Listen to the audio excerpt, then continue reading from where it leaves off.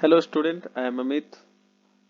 आज की इस वीडियो में हम लोग डिस्कस करेंगे जो 12वीं क्लास का इस बार जो जेक में परीक्षा होगी, इसमें क्या क्या क्वेश्चन आएगा। तो आप लोग को बता दें कि आप लोग का जो एग्जाम होगा 30 नंबर का होगा, जिसमें दो भागों में बांटा गया है। तो पहले भाग में होगा 15 नंबर का एमसीक्यू क्वेश्चन रहेगा, जिसमें 15 क्वेश्चन आएंगे। और दूसरे जो 15 नंबर का होगा उसमें आप लोग का लिखित परीक्षा होगा, वो भी 15 नंबर का होगा। तो इसमें तीन भागों में इसको डिवाइड किया गया है। तो पहला भाग में टोटल 4 प्रश्न का उत्तर आप लोग को देना है, जिसमें 6 क्वेश्चन आपको रहेगा। तो हम लोग कुछ इंपॉर्टेंट क्वेश्चन पे आज डिस्कस करेंगे, जो कि एग्जाम के लिए बहुत ही महत्वपूर्ण है और ये सब क्वेश्चन एग्जाम में आपका आ सकता है। तो पहला जो क्वेश्चन है कि स्टोर रिटेलिंग किसे कहते हैं। तो स्टोर रिटेलिंग वह है जब सामान और सेवाओं को किसी भौतिक स्थान या स्टोर से बेचा जाता है, इसे स्टोर रिटेलिंग कहा जाता है। तो स्टोर रिटेलिंग के वर्गीकरण के आधार पर स्वामित्व है और माल की पेशकश की जाती है। तो ये जो क्वेश्चन है, ये 2024 में आया था और संभव है कि इस बार 2025 में भी क्वेश्चन आ सकता है। दूसरा क्वेश्चन है चेन रिटेलर किसे कहा जाता है। तो जब किसी एकल मालिक द्वारा महत्वपूर्ण संख्याओं में आउटलेट संचालित किए जाते हैं, इसे चेन रिटेल कहा जाता है। तो चेन खुदरा विक्रेता को उसी प्रकार के उत्पादों, स्टोर पर्यावरण और बिक्री प्रचार की पेशकश की जाती है, जैसे उदाहरण के लिए रिलायंस, बाटा, एरो, लुइस फिलिप्स, फूडवर्ड आदि। तीसरा जो इम्पोर्टेंट क्वेश्चन है, व्हाट इज कम्युनिकेशन, मतलब संचार से आप क्या समझते हैं। तो संचार एक ऐसी प्रक्रिया है जिसमें दो या दो से अधिक व्यक्ति अपनी बातों या सूचनाओं का आदान प्रदान करते हैं, उसे संचार कहा जाता है। क्वेश्चन नंबर 4, स्वतंत्र रिटेलर कौन होते हैं। तो स्वतंत्र रिटेलर एक व्यक्ति जो अपने परिवार के सदस्यों या सहायकों के साथ स्वामित्व और संचालन करता है, उसका ग्राहकों के साथ सीधा संपर्क है। उदाहरण के लिए स्थानीय बनिया या किराना के मालिक, पान वाला, वह दुकान स्थान उत्पाद मिश्रण के आधार पर खुदरा रणनीति तय करता है। क्वेश्चन नंबर 5, नया ग्राहक और वफादार ग्राहक के बीच अंतर बताइए। ये भी क्वेश्चन बहुत ही इंपॉर्टेंट है और ये पिछले साल भी ये क्वेश्चन आ चुका है। तो नया ग्राहक वो व्यक्ति होता है जो स्टोर में पहली बार खरीदारी करने के लिए आता है। तो इसमें आप लिख सकते हैं, नया ग्राहक वह होते हैं जो किसी कंपनी या ब्रांड या सेवा हाल ही में परिचित होते हैं और पहली बार थोड़ी बहुत खरीदारी करते हैं, उसे नया ग्राहक कहा जाता है। वफादार ग्राहक वो एक ग्राहक होते हैं जो नियमित रूप से उस कंपनी या ब्रांड की खरीदारी करते हैं और सकारात्मक अनुभव और विश्वास के साथ विश्वास आधार पर बार बार लौटते हैं। उनके पास लंबे समय का अनुभव होता है और वो वही कंपनी के लिए एक विश्वसनीय आधार बन जाते हैं। क्वेश्चन नंबर 6, संगठित और असंगठित रिटेल में अंतर करें। तो संगठित खुदरा का मतलब होता है वह खुदरा व्यवसाय जो सुव्यवस्थित और योजनाबद्ध और पेशेवर तरीके से संचालित किया जाता है। इसमें बड़े पैमाने पर उत्पादों की खरीद, संग्रहण, वितरण और बिक्री की जाती है। वे आमतौर पर आधुनिक तकनीक और प्रबंधन प्रणालियों पर आधारित होता है। और इसमें असंगठित खुदरा बिक्री वे खुदरा बिक्री गतिविधियां हैं जो छोटे और स्वतंत्र दुकानों, स्टॉल या पारंपरिक बाजारों में होती है। यह संगठित खुदरा जैसे सुपरमार्केट, हाइपर मार्केट, मॉल के विपरीत होती है। मतलब छोटे मोटे जो किराने का दुकान होता है उसे हम लोग असंगठित खुदरा बिक्री बोल सकते हैं। तो ये एक एक नंबर का 6 क्वेश्चन था, इसमें अब 4 क्वेश्चन आपको सिर्फ बनाना था। उसी प्रकार हम लोग सेक्शन 2 में देखेंगे तो इसमें 3-3 नंबर का 2 क्वेश्चन आएगा, जिसमें टोटल 4 प्रश्न रहेंगे। इसमें आपको 2 ही प्रश्न का उत्तर देना है। जैसे पहला प्रश्न अभी स्वतंत्र रिटेल हम लोग देखें तो ये भी प्रश्न 2024 में आया था, स्वतंत्र रिटेल के बारे में लिखे। तो इसमें 150 शब्दों में आपको उत्तर देना है, तो थोड़ा इसमें लॉन्ग हम लोग इसका आंसर दिए हैं। स्वतंत्र रिटेल वह खुदरा विक्रेता होता है जो बड़ी कंपनी, फ्रेंचाइजी या रिटेल चेन का हिस्सा नहीं होते। यह अपने व्यवसाय का निर्णय स्वयं लेते हैं और अक्सर स्थानीय या क्षेत्रीय स्तर पर संचालित होते हैं। स्वतंत्र रिटेल के बारे में निम्नलिखित महत्वपूर्ण बातें उल्लेखनीय है। जैसे स्वामित्व और प्रबंधन। स्वतंत्र रिटेल का स्वामित्व व्यक्तिगत और पारिवारिक स्तर पर होता है। वह व्यवसाय का हर पहलू जैसे स्टॉक प्रबंधन, मार्केटिंग, ग्राहक सेवा का निर्णय स्वयं लेते हैं।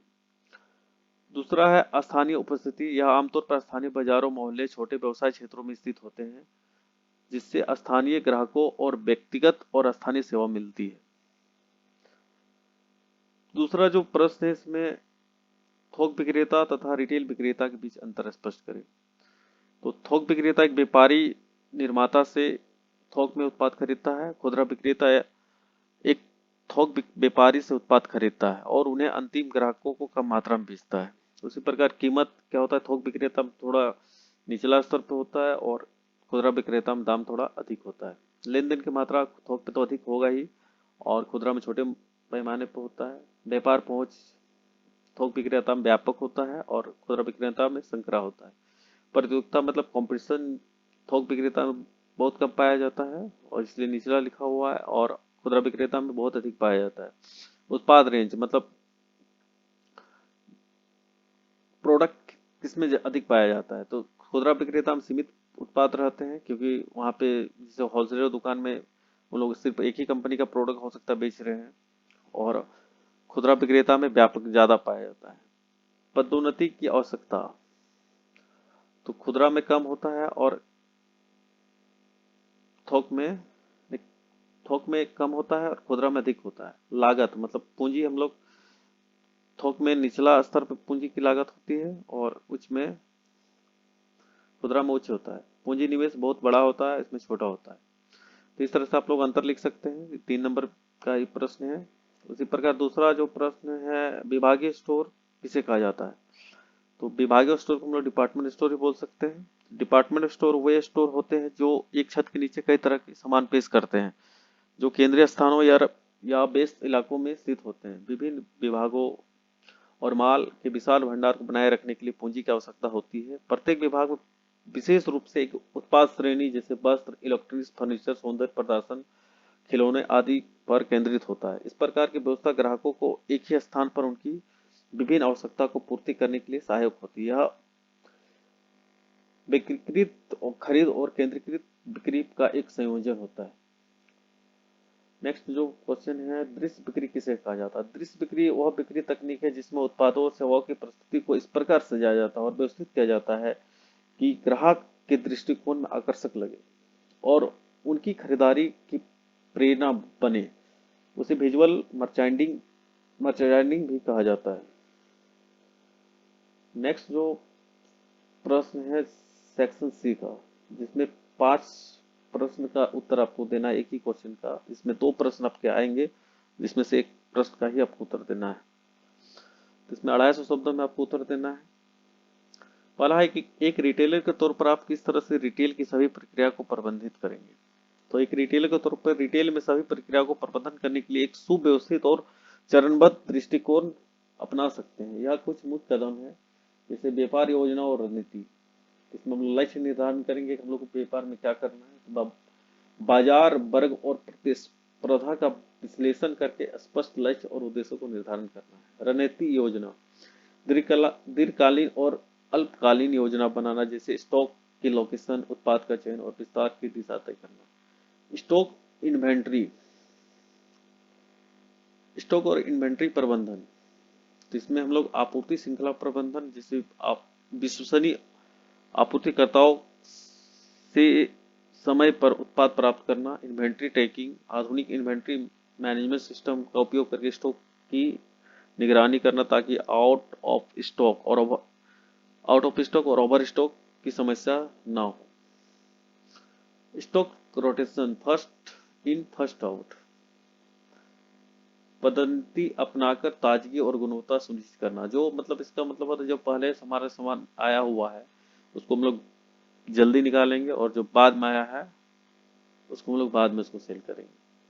तो स्टॉक प्रबंधन हम लोग एक रिटेल का प्रमुख उद्देश्य है। तीसरा है बिक्री और ग्राहक सेवा सहयोग। बिक्री तकनीक, कर्मचारियों को प्रशिक्षण देना कि ताकि वो ग्राहक से सही जानकारी और सुझाव समाधान प्रदान कर सके। ग्राहक सेवा, बिक्री के बाद और शिकायत प्रबंधन, रिटर्न पॉलिसी पर विशेष ध्यान देना। दृश्य बिक्री, उत्पादों को आकर्षण प्रस्तुति, विजुअल मर्चेंडाइजिंग के माध्यम से ग्राहकों को ध्यान खींचना। मार्केटिंग और प्रमोशन, ब्रांडिंग, स्पष्ट ब्रांड पहचान, उसे मजबूत बनाना। Digital marketing, social media, email marketing, अन्य चैनलों का उपयोग करना। स्थानीय प्रचार, स्थानीय विज्ञापन जैसे कूपन, ऑफर और इवेंट के माध्यम से हम लोग ग्राहकों तक पहुंचा सकते हैं। एक रिटेलर का तो जो कार्य होता है, इसमें हम लोग इस तरह का कार्य कर सकते हैं। वित्तीय प्रबंधन, मतलब वित्तीय प्रबंधन में हम लोग वार्षिक खर्च का बजट बना सकते हैं कि हम लोग को एक साल में कितना खर्च करना है, और एक साल में हम लोग को जो हम लोग को अमाउंट है उसको कैसे हम लोग कंट्रोल कर सकते हैं। तो बजटिंग में मासिक और वार्षिक बजट बनाना और खर्चों पर नियंत्रण करना। लेन देन और लेखा, आधुनिक पीओएस सिस्टम और अकाउंटिंग सॉफ्टवेयर के माध्यम से सभी वित्तीय लेन देन का रिकॉर्ड रखना। लाभ हानि का विश्लेषण करना, नियमित रूप से बिक्री, लागत और मुनाफे का विश्लेषण करना। कर्मचारी प्रबंधन, ट्रेनिंग और विकास, मतलब जो भी हमारे पास कर्मचारी, जो हमारे पास स्टाफ है, उनको सही समय पे ट्रेनिंग देना और नियमित प्रशिक्षण देना। और कौशल में जैसे हमारे पास सॉफ्टवेयर अपडेट हो गया तो उसको, उसके लिए हम लोग कर्मचारी को ट्रेनिंग दे सकते हैं। और कुछ जो सर्टेन प्रॉब्लम होता है उसके लिए हम लोग कस्टमर को, जो भी हमारे एम्प्लॉय है, उसको हम लोग सजेशन या तो हम लोग ट्रेनिंग के माध्यम से उसको प्रेरित करते हैं। प्रेरणा और पुरस्कार, हम लोग का जो भी हमारे एम्प्लॉय है उसको हम लोग लॉयलिटी प्रोग्राम हम लोग दे सकते हैं। जो हमारे कस्टमर जो अच्छा, मतलब कस्टमर के साथ अच्छा सेल्स कर पा रहे हैं, जिसे टारगेट जो अचीव कर पा रहे हैं, उन लोग के लिए हम लोग क्या क्या प्रेरणा, उन लोगों को मोटिवेट करेंगे कि देखिए हमारे जो और एक आपके साथ जो कलीग से काम कर रहे हैं कितना अच्छा काम करे, उसको हम लोग मतलब एम्प्लॉय ऑफ द मंथ के अवार्ड से हम लोग सम्मानित कर सकते हैं।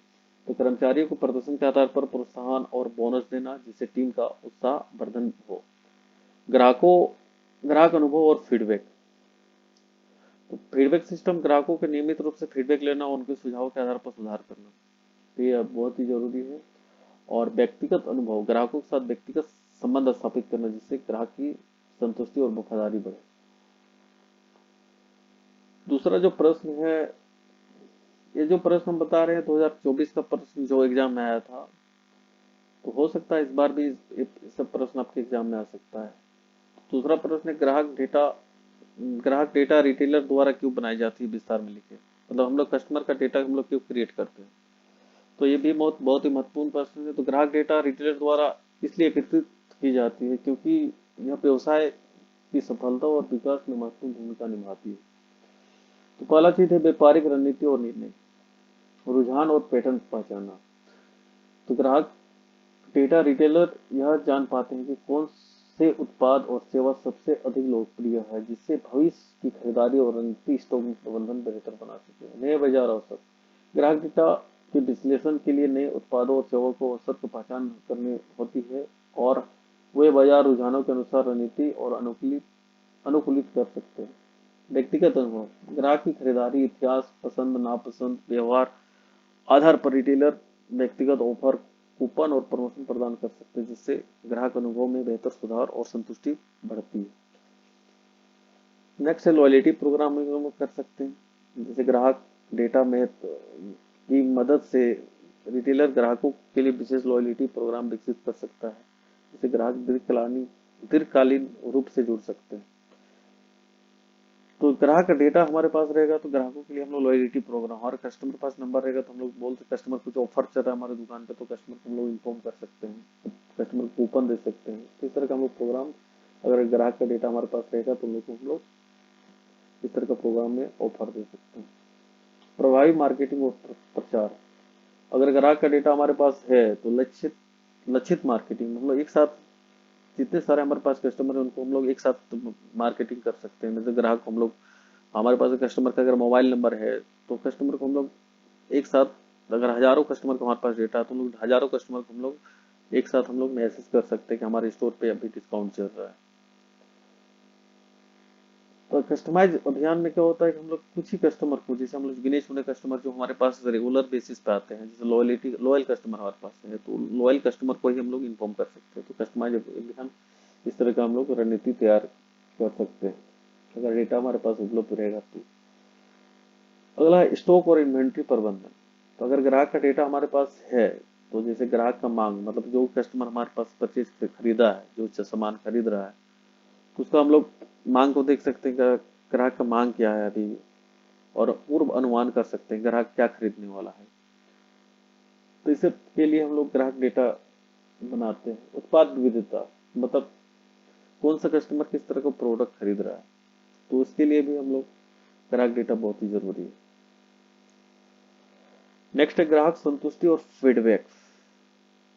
अगर ग्राहक हमारे यहाँ जो कोई भी सामान खरीदता है और उससे हमारे कस्टमर सेटिस्फाई हो जाता है, खुश हो जाता है, तो उस तरह कस्टमर को हम लोग वो समझेंगे कि ये हमारे लिए बहुत ही अच्छे कस्टमर है। और ग्राहक कोई फीडबैक देता है, नेगेटिव फीडबैक देता है, तो उनका उनके हमारे लिए थोड़ा नेगेटिव हो जाता है हमारे स्टोर के लिए। तो उस तरह का कस्टमर का हमारे पास अगर रिकॉर्ड है, तब हम लोग ग्राहक का पहचान कर सकते हैं। तो इसलिए ग्राहक डेटा बहुत ही इंपॉर्टेंट है। रिलेशनशिप प्रबंधन, अगर ग्राहक का डेटा हमारे पास है, तो ग्राहक को हम लोग कॉल या फोन के माध्यम से ग्राहक से हम लोग उनके घर में जाके मिल सकते हैं, बातचीत कर सकते हैं। तो एक रिलेशनशिप इससे बिल्डअप हो जाएगा।